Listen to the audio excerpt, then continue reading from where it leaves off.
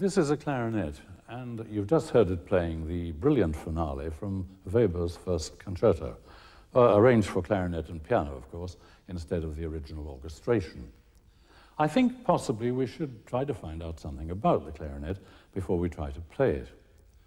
The first thing you notice is that it's made of wood, and it has a tube you blow down. That means, of course, that it's a woodwind instrument. And there are 4 of these in the orchestra: the flute, the oboe, the clarinet, and the bassoon. Now, all of them are quite different, and I expect you'll be finding something out about each of them as time goes on. But meanwhile, I think it's very interesting to find out what actually makes the sound in the clarinet. It's a reed instrument, and the clarinet reed is a single, flat piece of cane. Rather special cane, usually from the south of France. This has to be scraped quite thin, so thin that you can actually see light shining through the tip. This is fixed against the mouthpiece, which, as you can see, is shaped like a bird's beak and has a slot cut in it for this purpose. When it's tied on with this band, called a ligature, it leaves a narrow slit, and it's the reed vibrating backwards and forwards across this which makes the sound when you put it in your mouth and blow. It's a pretty poor sound on its own. In fact, it's just a rough squawk. But it's a very old trick. You see, for thousands of years, people have known that if you take a leaf and you fold it and blow down it, you get some sort of squawk.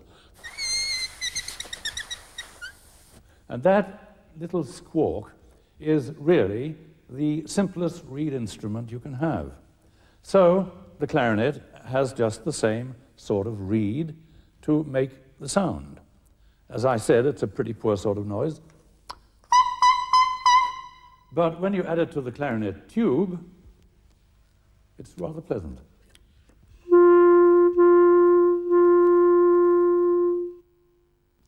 Now I think we ought to find out how the clarinet is built up, because of course it is in 4 parts, apart from the mouthpiece, and these 4 parts, when they're in the case, look quite strange at first.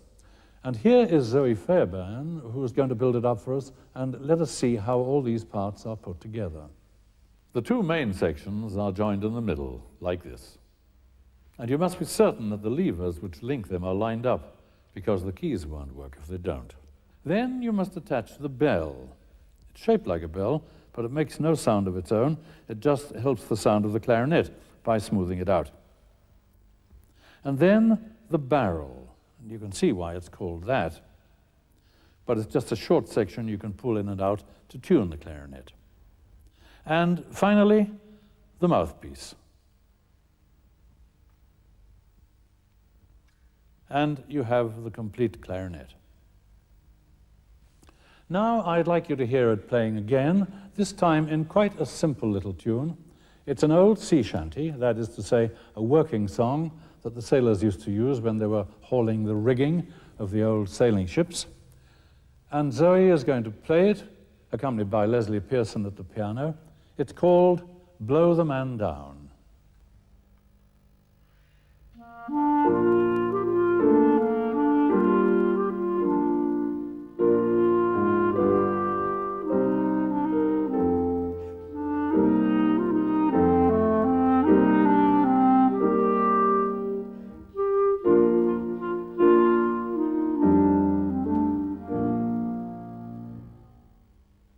Did you notice anything about that tune? It was, of course, all in the lower register of the clarinet, what we call the chalumeau. Now, chalumeau is a French word. It's a very important one for the clarinet, and I'm going to explain later why we use it. Meanwhile, I'd like you to try to make some sounds in that register of your clarinet, because it's not at all difficult to do so.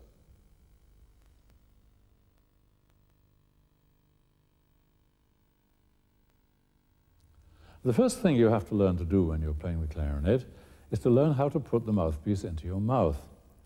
Again, we use a very special French word for this, the word embouchure.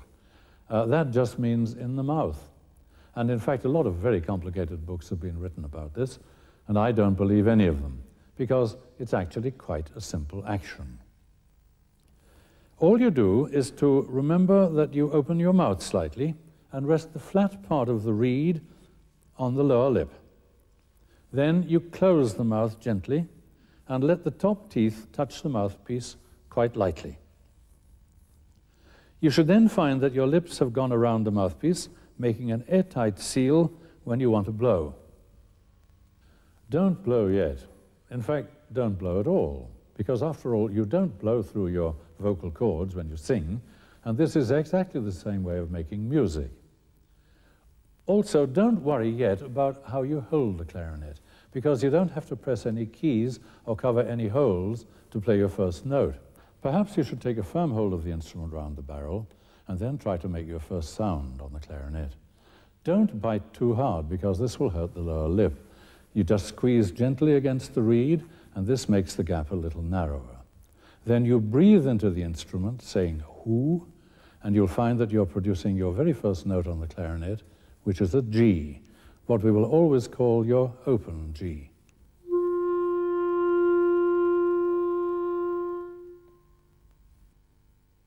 Now play this, and remember that the black notes with tails count 1, the white notes with tails count 2, and the big open white notes count 4.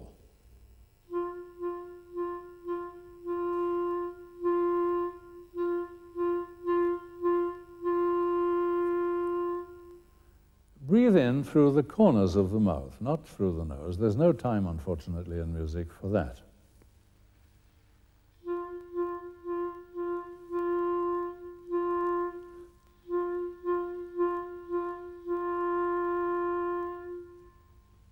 Now you can play about on that open G as much as you like. And when you do so, I want you to make quite sure that you're making your very best sound. And this will vary according to which vowel you're using when you play it, because an O is different from an E, and an U is different from an R. And you must make quite sure that the sound you're producing is not a very reedy one, because that's not a good sound on the clarinet. Incidentally, if all this is proving to be very hard work, that means that your reed is too hard, and that is often the fault with new reeds. So get your teacher to select a softer reed, or take advice from a friend who plays the clarinet as to whether your reed is usable. Incidentally, when you use a reed, make quite sure that you can alter it by using a reed knife.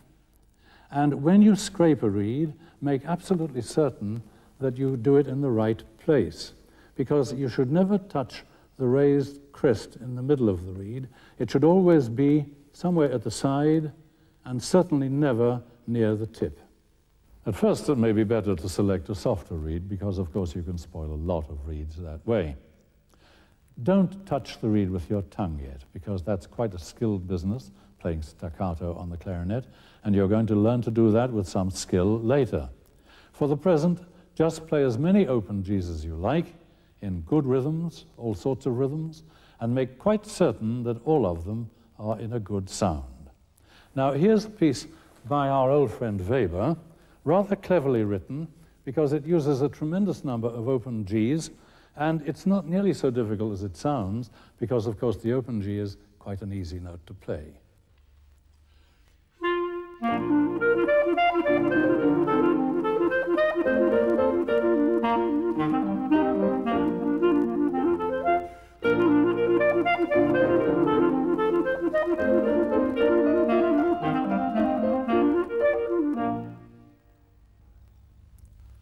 And now we have a tune which uses a lot of open Gs, and I want you to notice that an expert player, Zoe, will be able in this tune to build up the open G, which is a weak note, to make it significant. It's a rather lovely little carol by the English composer Gerald Finzi.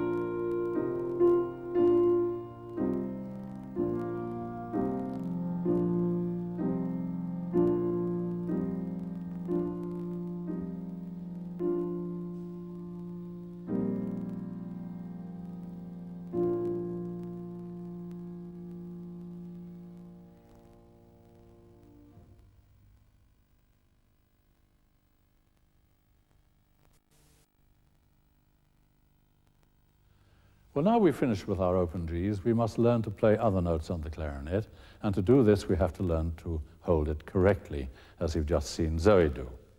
Then we can close the holes and therefore make the tube a little longer. What happens is, of course, as the tube gets longer, the sound gets lower. I'm pretty certain you can see this more easily from an instrument you know well, the recorder. As Zoe plays this, I want you to notice that as she adds each finger and the tube gets longer, the sound gets lower.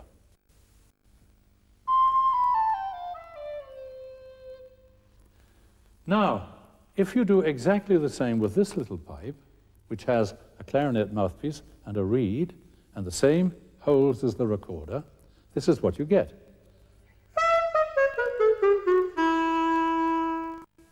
Just let's compare those two. Here's the recorder. Here's the pipe.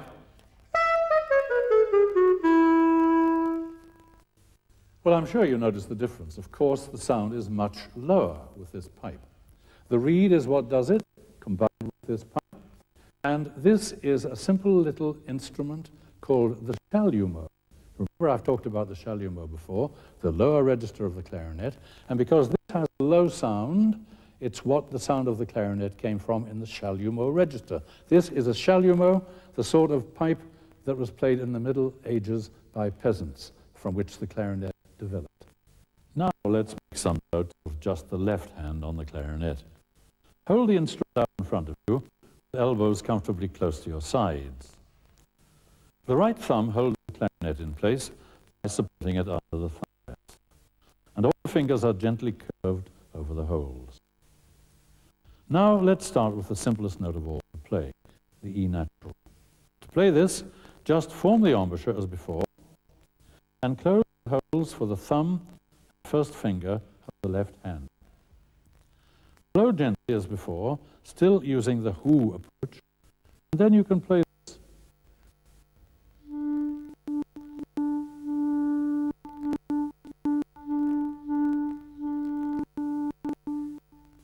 Remember that the first beat of the bar is stronger than the rest, and remember to count in your head as you play. Count 1 for the crotchets, 2 for the minims, 3 for the dotted minims. And now let's learn 2 more notes on our clarinet. First, the D, which uses the second finger of the left hand. And now the C, which uses the third finger. So now we have 3 notes.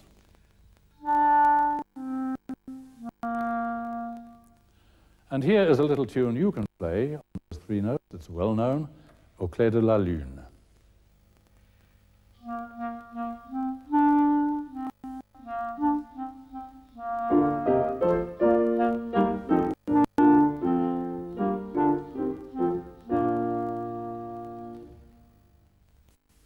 And now, still using our 3 notes, we can play more tunes, like this one, which is slightly different.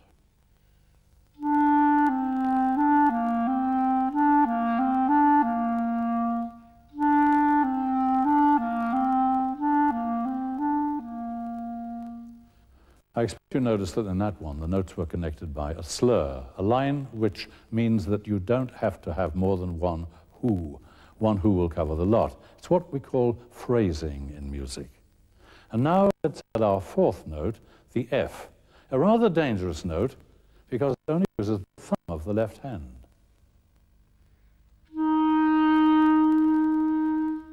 Because it only uses the thumb, it means that if you're not careful, the clarinet can wobble quite a lot.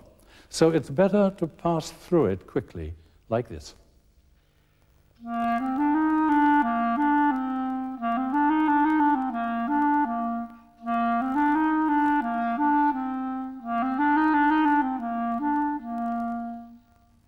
So now we have 5 notes, including our open G, and we can play some quite exciting tunes with just our left hand.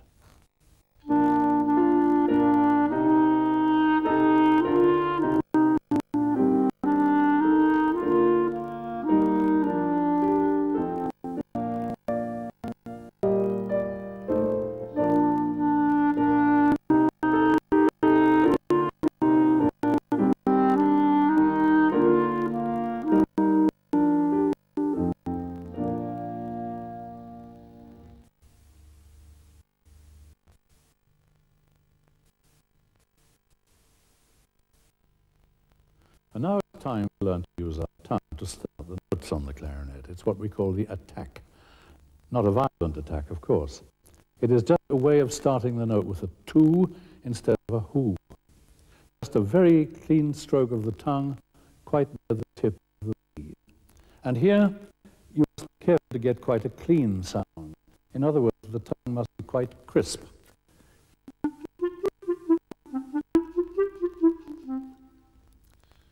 And this is what a real expert can do with this staccato, as we call it, in a wonderful piece of Mozart concerto.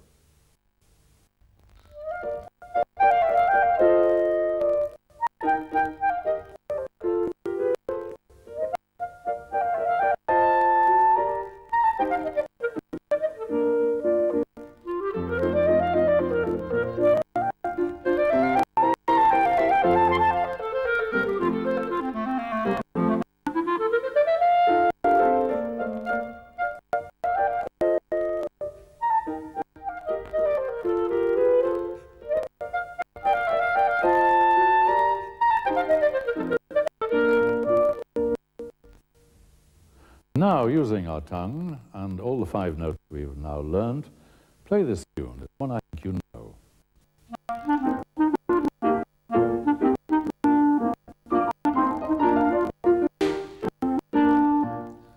As you saw, the pot was missing. And of course, you can imagine it, or you can stamp your foot, or you can clap. But that is because we didn't have the note necessary for it. This is our next note, the A, and it's A above open G. As you can see, you just put the key above that open G down and you get the A.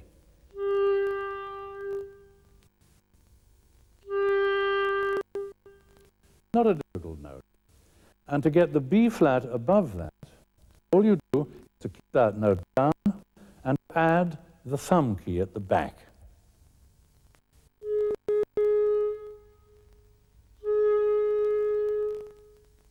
That's not a very good note because it comes out of such a small hole, so we won't use it much yet.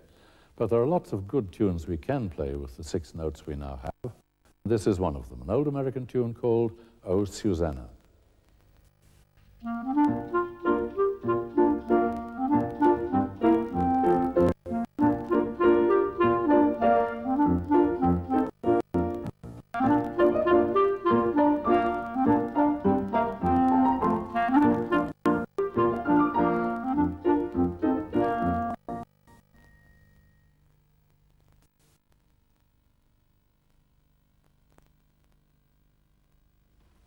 We haven't yet talked much about breathing when you play the clarinet. You remember that I did say that you don't breathe in through the nose. You breathe it through the corners of the mouth because there's no time to do that.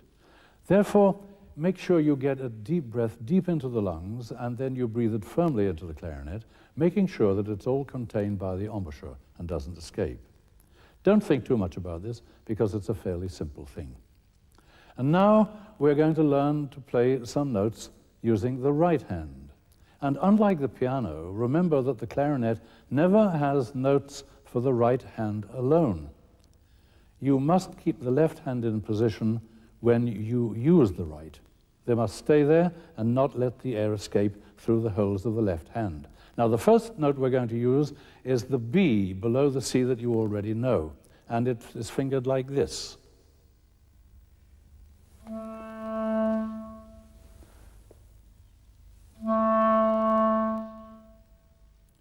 And here's a tune, a well-known tune, I'm sure you know it, that you can play using this B natural.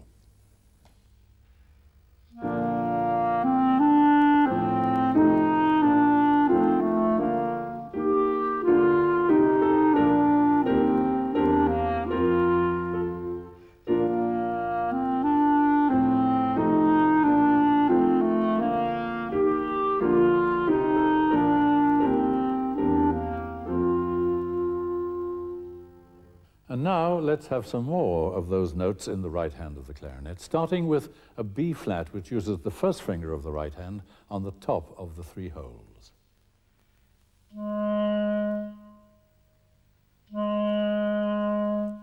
And now using the second finger, we get the A.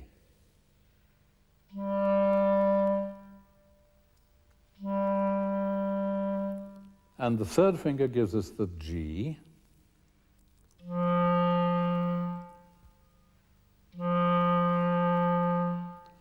And now we come to a most important note because it uses the first of the special keys on the clarinet, the F. Here it is.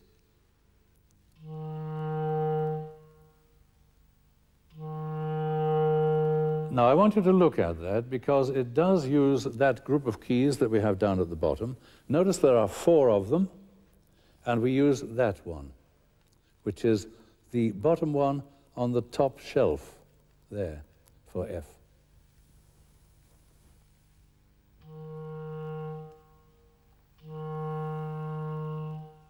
And now we can play the whole scale of F major.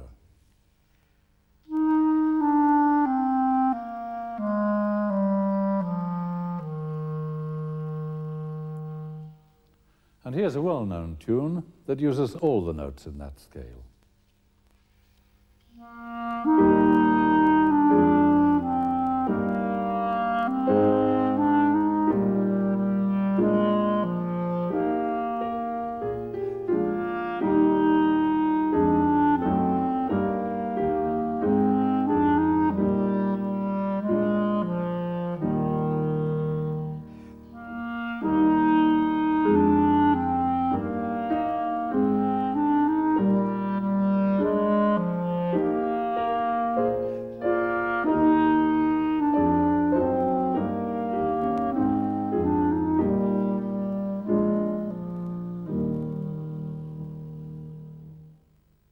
And now here's one you know well enough to finish off yourself once we've shown you how to start.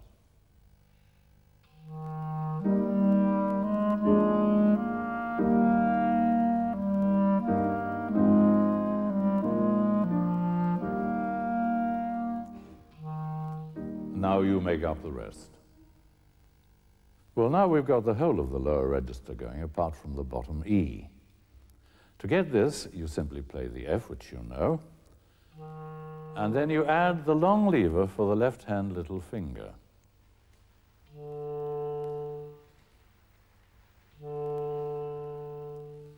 It's a marvelously low note and quite a difficult one to produce safely, so we won't play that much yet, but you'll find it quite easy later.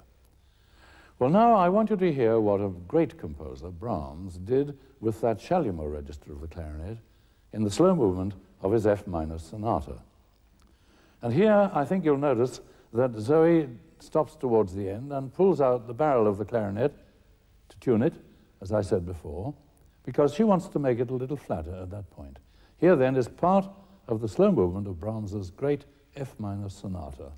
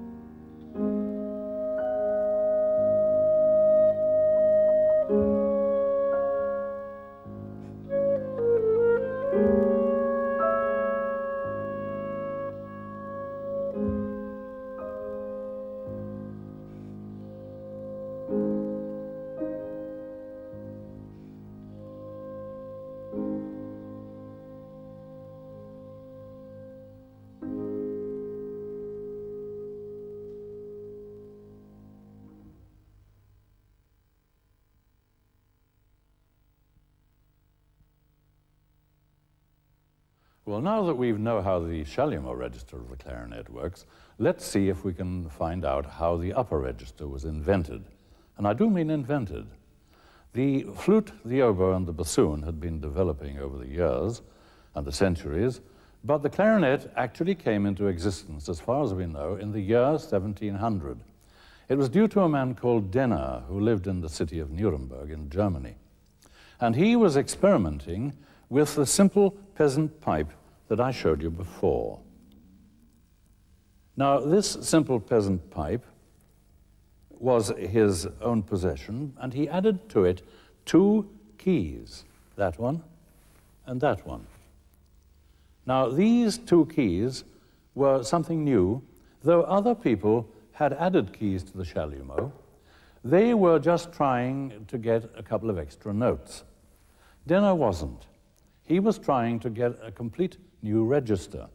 And I rather think he was surprised at what he got, because when you press this key at the back, which is the same key exactly that you have on the modern clarinet at the back, a quite surprising thing happens. I think maybe Denner did expect to get what you'd find on an oboe if you did that, which would be a jump of 8 notes. What he got on the clarinet was something quite surprising, a jump of 12 notes.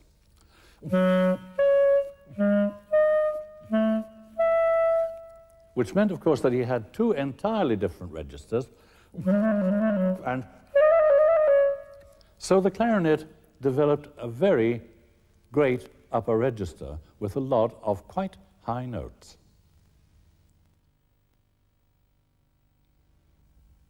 It was these high notes that gave the clarinet its name, because in Italian the word clarino means a high trumpet, and clarinetto means a little trumpet. So, of course, we got clarinet in English from that. But this is the sort of tune which does make this new instrument, the clarinet, sound like a trumpet.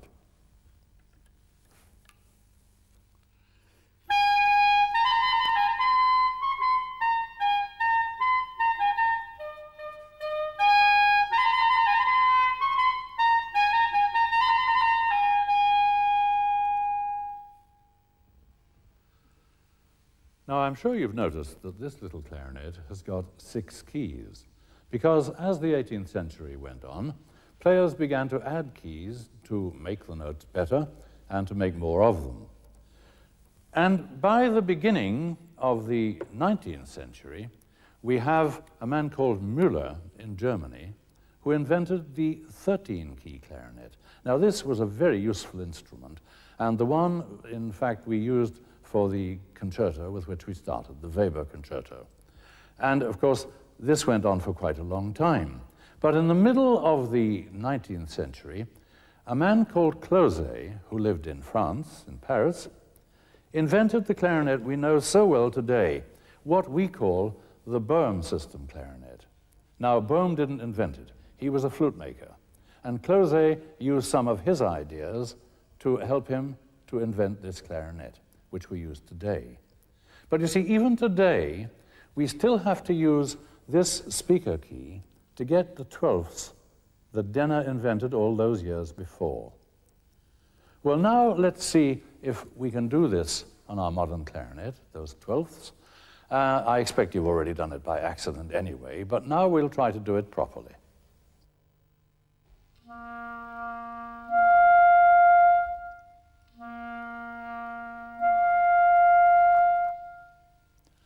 And the same applies to all the fingerings of the Chalumeau register. Now I want you to try this exercise and try to keep it nice and smooth, and also it will fix the notes. I want you to remember what the notes sound like, but also their names as you play this exercise.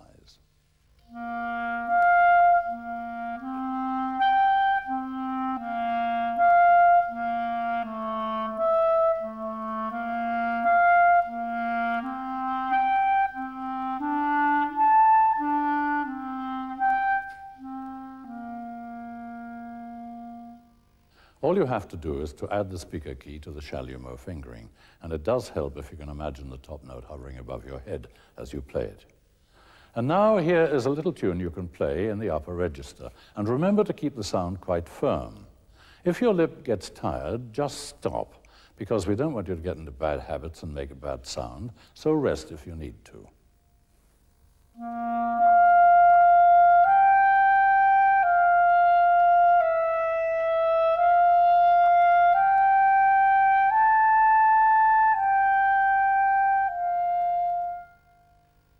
And here's another little tune you can play using the upper register.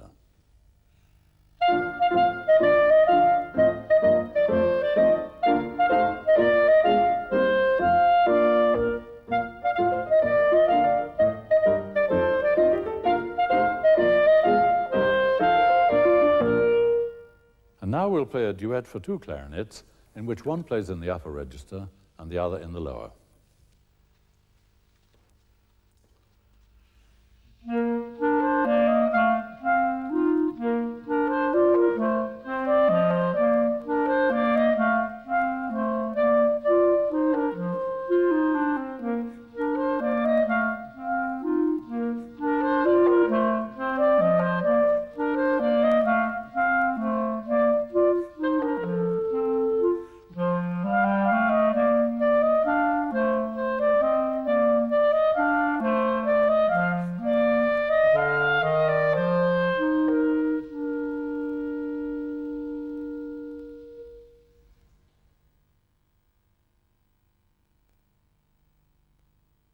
Well, now we have to learn to put those two registers together, which is rather more difficult on the clarinet than on the other woodwinds, but not terribly difficult if you really concentrate upon it. It's what we call crossing the break. And here is a tune which needs this.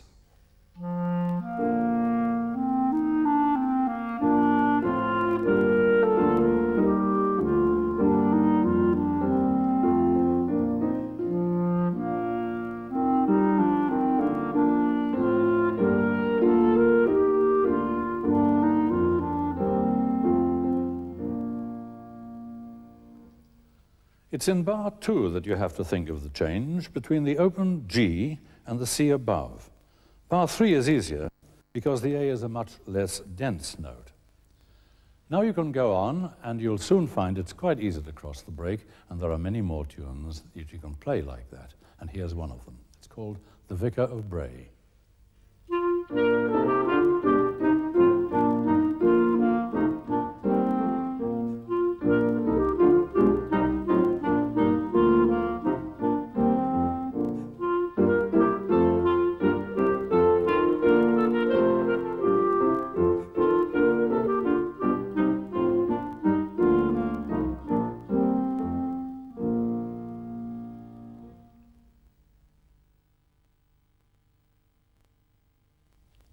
In most clarinet duets, both clarinets play in both registers, and this is rather a lovely sound.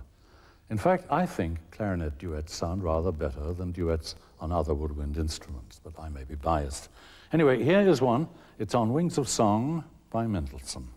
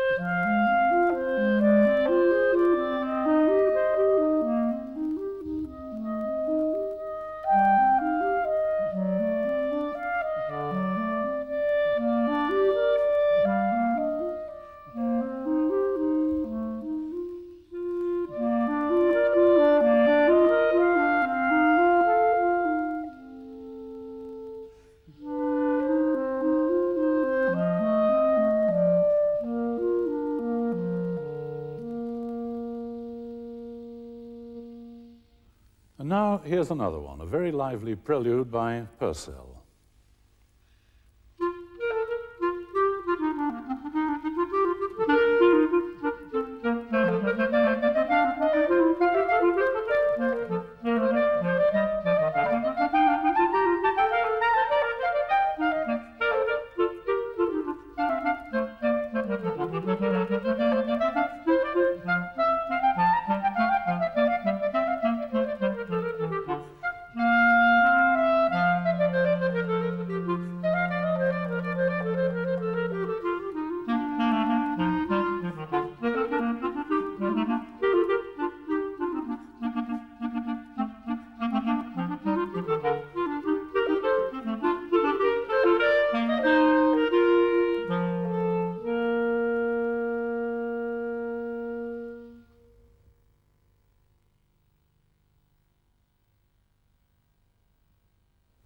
There's no time in a video of this length to tell you all about the 19 keys one finds on a modern clarinet. Actually, I think now you probably need a tutor or an instruction book to work from, and these are easy to get and not expensive. If you have a teacher, he or she will be able to recommend one. If not, then you can work from one on your own. And they all contain a fingering chart which will help you. Here's one you can study anyway. It's complicated and it'll take time, but working at it bit by bit, you'll find you can soon play the whole chromatic scale using all those sharps and flats like this.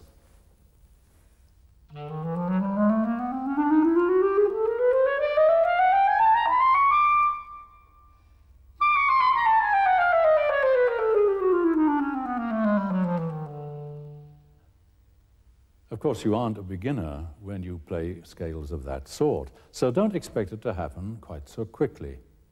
But soon, if you work at it, you'll find you can play chromatic work like this. This is a little chromatic study.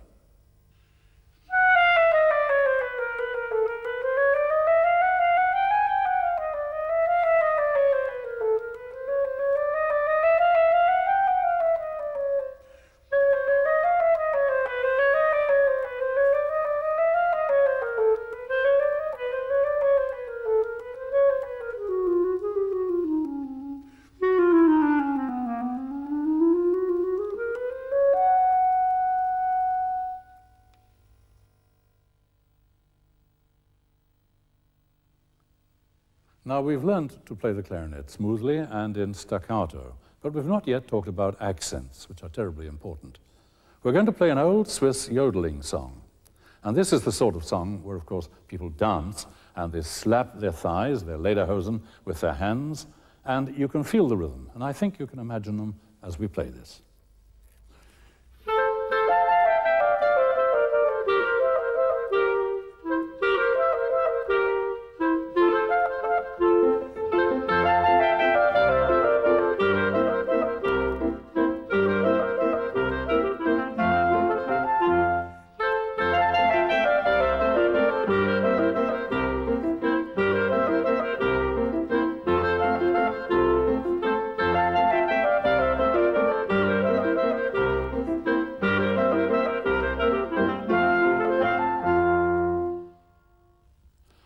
But of course, all accents aren't on the beat. Now I'd like to hear this. It's a glissando, which is a sliding of the notes on the clarinet, followed by a short 12-bar blues.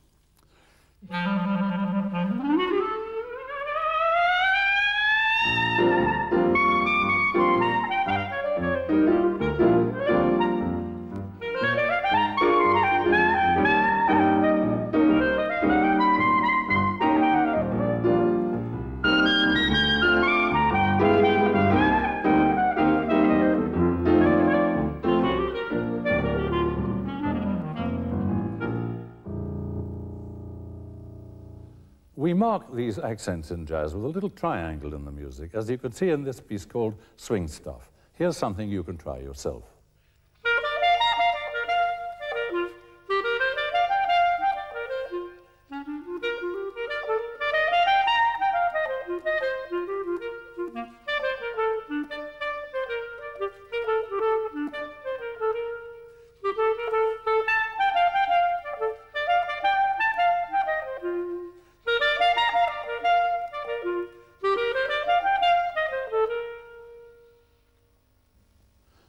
That's what we call jazz, of course, and all the accents are in places where you don't expect them.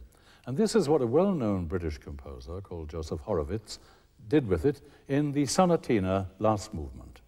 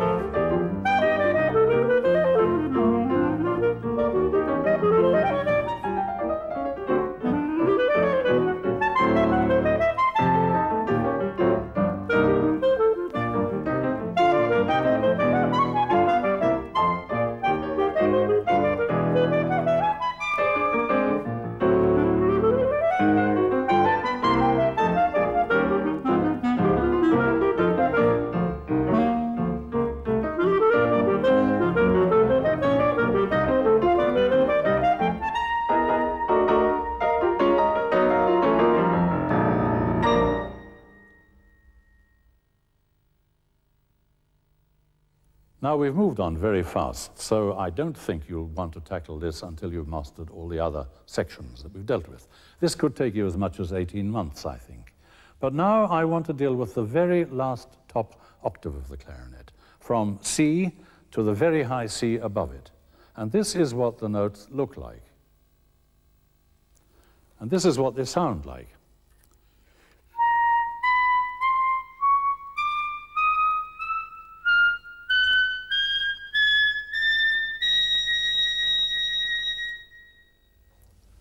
The fingerings are fairly complicated, so we can't have time to deal with them now.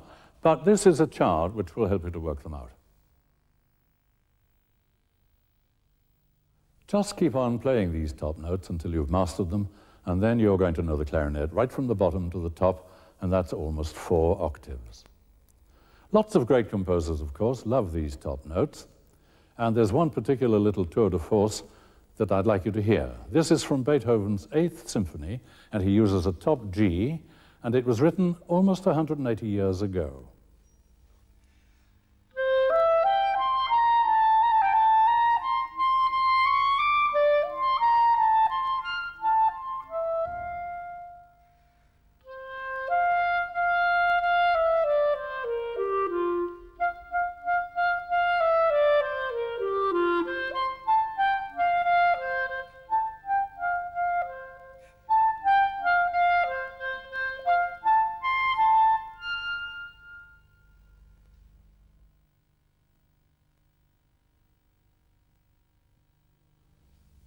Well, now you do know the clarinet from bottom to top. And finally, I'd like to leave you with the sort of tune I hope you'll soon be able to play. It's the brilliant finale from Weber's 2nd Concerto, and it's played now by Zoe Fairbairn, accompanied at the piano by Leslie Pearson.